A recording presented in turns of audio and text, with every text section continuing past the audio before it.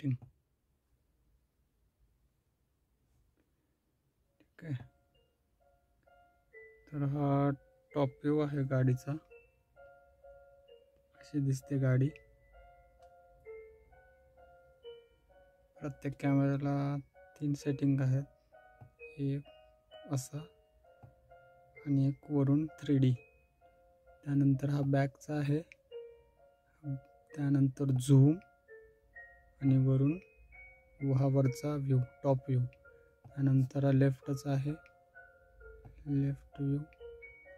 हा झूम करतो टायरला पुढच्या. त्यानंतर अजून झूम करतो ब्लाइंड स्पॉटसाठी. हा आहे राईट व्ह्यू.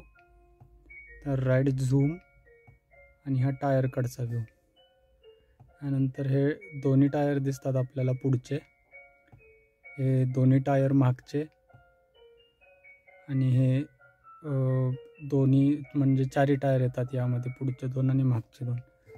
त्यानंतर हा फ्रंट व्ह्यू आहे. पुढचा कॅमेरा ब्लाइंड स्पॉट कमी करतो, षटकोनी आकार आहे. त्यानंतर हा बॅक कॅमेरा तुमचा. ठीक आहे.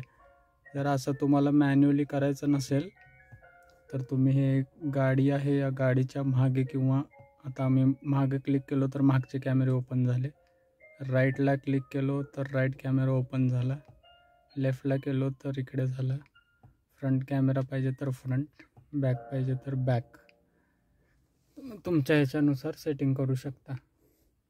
त्यानंतर याला ट्रॅकची सेटिंग पण आहे. इथे ट्रॅक स्टेप आहे. आता मी जर इथे सध्या 3 आहे, हे 4 केलं तर हे असं चेंज होत राहतं. 4, 5, 6, 7, 8, 9, 10, 11. हे असे वेगवेगळे सेटिंग आहेत. सध्या मी तर 3 वरच ठेवलेलं आहे. ठीक आहे. त्यानंतर तुम्ही हे साईड व्ह्यू सेटिंग पण करू शकता आणि ब्लाइंड झोन सेटिंग पण करू शकता. आणि हा जो आहे तुम्ही रेकॉर्ड पण करू शकता हा व्ह्यू.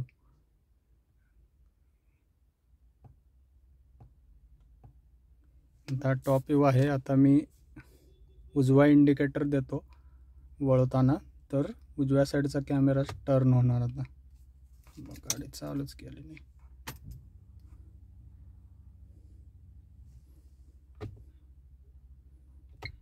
हे बघा, लेफ्टचा इंडिकेटर दिला मी. ठीक आहे. ऑटोमॅटिक लेफ्ट हे चालू झालं. फॉर एक्झाम्पल आता मी होम पेजवर आहे. आता लेफ्टचा इंडिकेटर देतोय. कॅमेरा चालू झाला लेफ्टचा. बंद केलो. आता राईटचा इंडिकेटर देतोय. राईटचा कॅमेरा चालू झाला.